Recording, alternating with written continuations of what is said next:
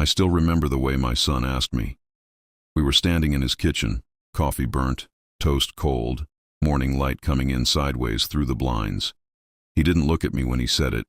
He wiped the counter first, slow, like he was buying time. "Dad, I want you to speak at the wedding." I felt my chest do that stupid swell it does when pride sneaks up on you. The kind that makes your eyes hot before your brain catches up. I said yes too fast. I didn't ask why me or what he wanted me to say. Fathers don't always ask the smart questions when they finally feel needed. That night I went home and pulled out the old yellow notepad I keep in the junk drawer, the one that smells like pencil shavings and onion skins. I wrote his name at the top and just stared at it. Funny thing about sons. You think you know them because you held them once when they were small and loud and helpless. Then they grow up and become quiet strangers who call you every few weeks and say they're fine. As the days passed, little things started to itch at me. His fiancée was kind, polite in that careful way. She hugged me with her shoulders stiff.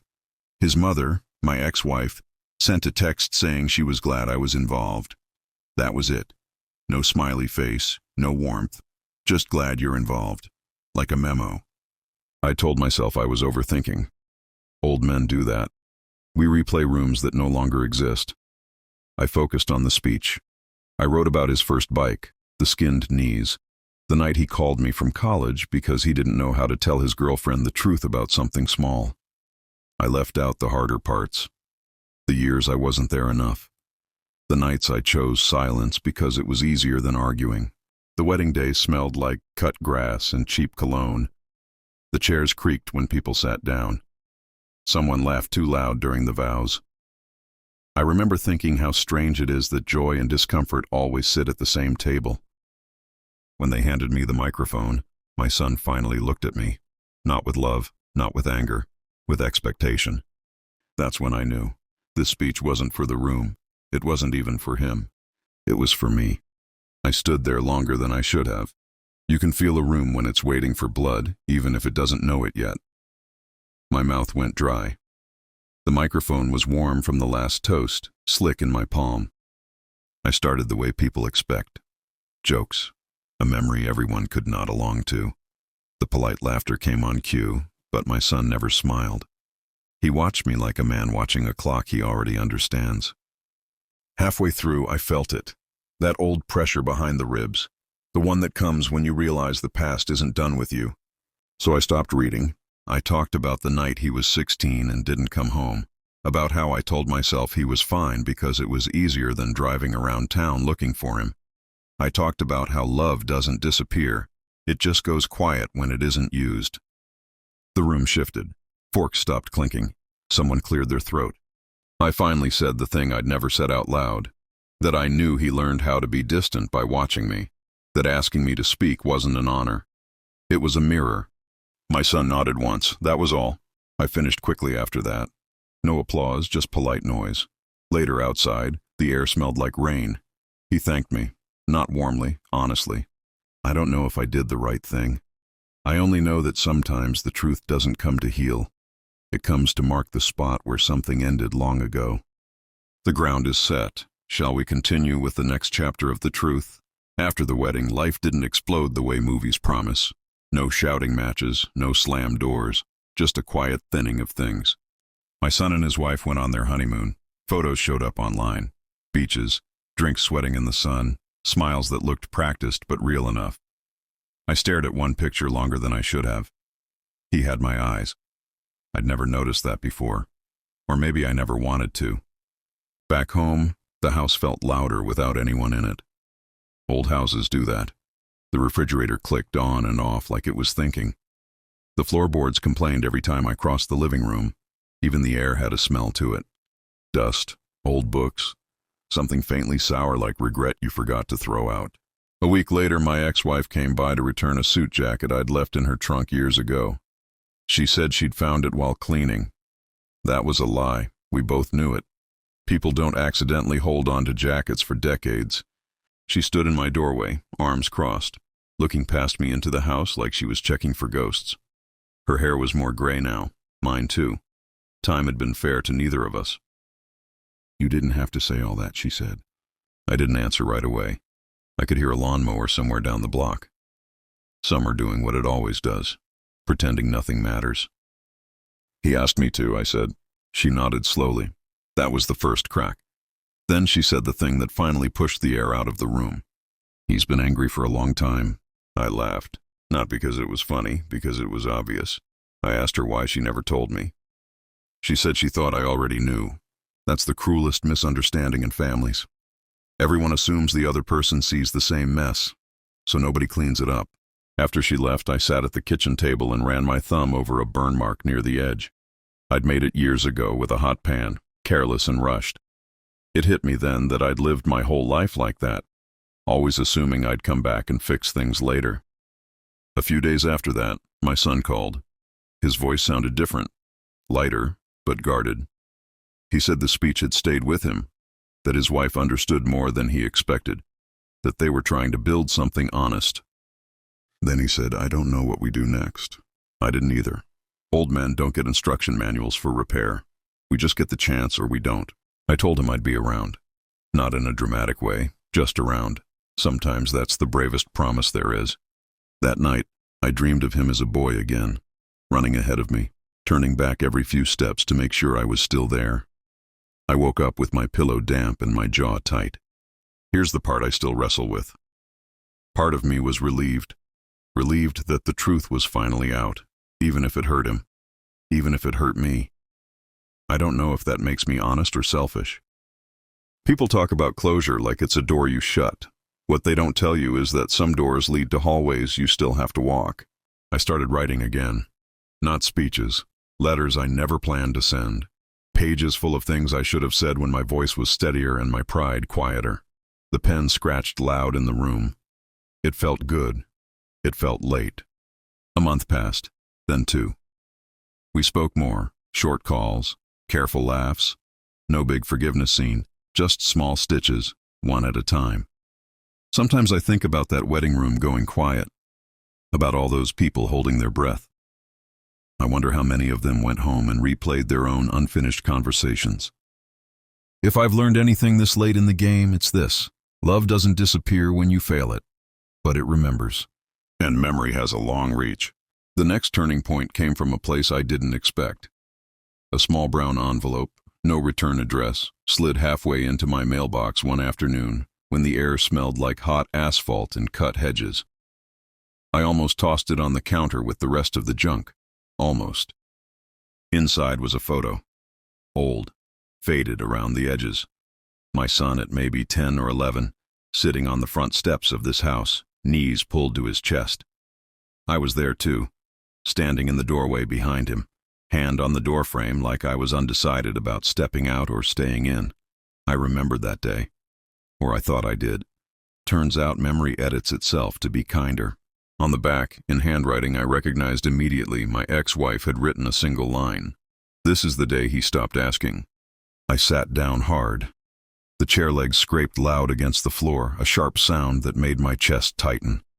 I'd always told myself there was no single moment, just drift, gradual distance. But looking at that photo, I felt the lie in that comfort.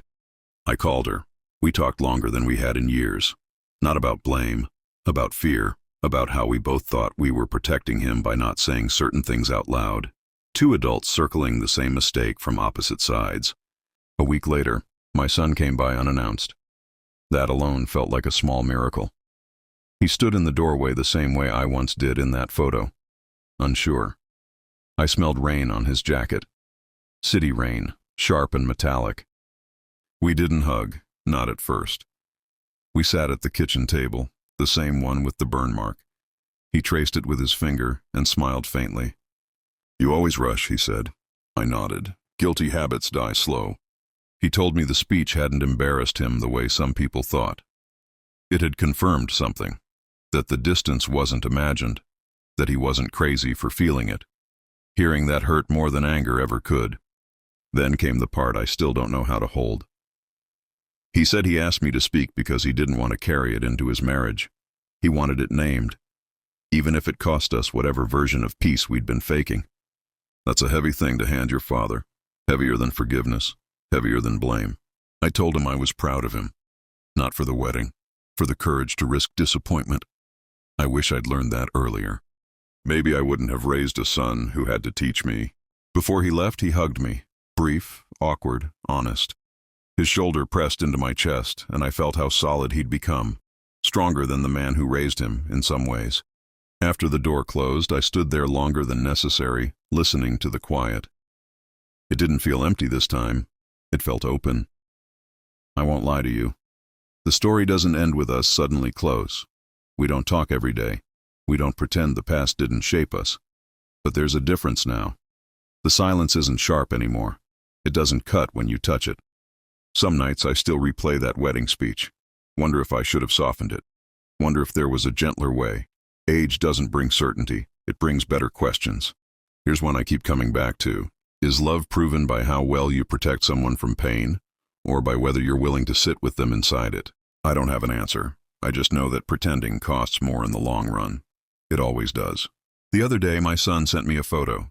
Nothing dramatic. Just a corner of his living room, a small desk, a yellow notepad on it.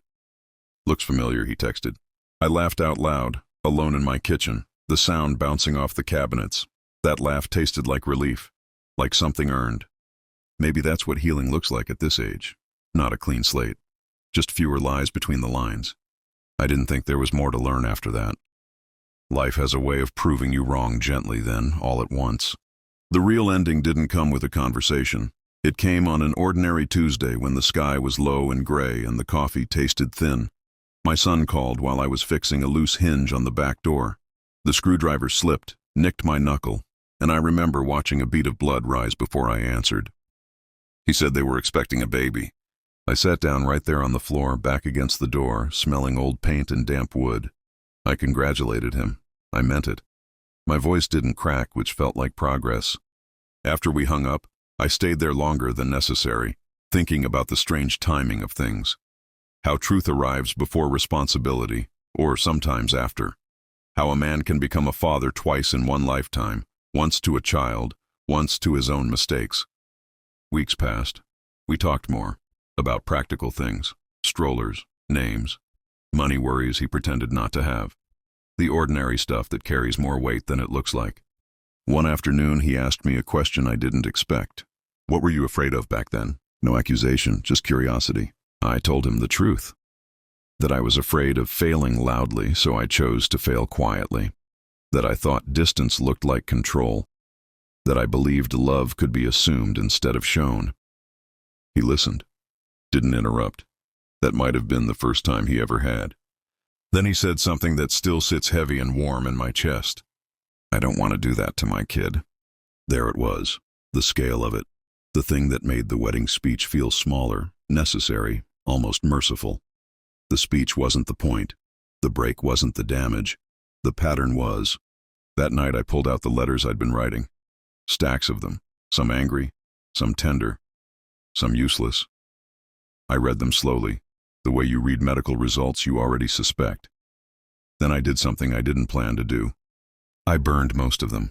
Out back in an old metal bin, the paper curled and blackened. The smoke smelled sharp, like ink and old trees. I kept a few letters, not to give him, to remind myself. You don't fix the past by preserving it perfectly. You fix it by not handing it down unchanged. Months later, when the baby was born, they let me hold her. She was warm and heavy, and completely unaware of the history pressing in around her. Her fingers wrapped around mine without hesitation. No tests, no conditions. I felt something unclench that I didn't know was still tight. I don't pretend this story has a clean moral. I spoke the truth at my son's wedding, but I also put a burden on him in front of people he didn't choose. That's something I'll always carry. Honesty doesn't erase responsibility. What it did do was stop the leak. It kept something broken from dripping into another generation. These days when I visit, my son watches me closely with his child. Not suspicious. Careful. I don't mind. Trust isn't offended by attention. It grows from it. Sometimes he jokes about that speech. Sometimes we don't mention it at all. Both feel right. If you're listening to this and thinking about your own unfinished conversations, don't wait for a microphone or a wedding or a moment dressed up as permission. Those moments charge interest. Say the thing while you still can say it quietly. And if you're new here, If you found yourself sitting a little straighter or remembering someone you should probably call, you're welcome to stay a while.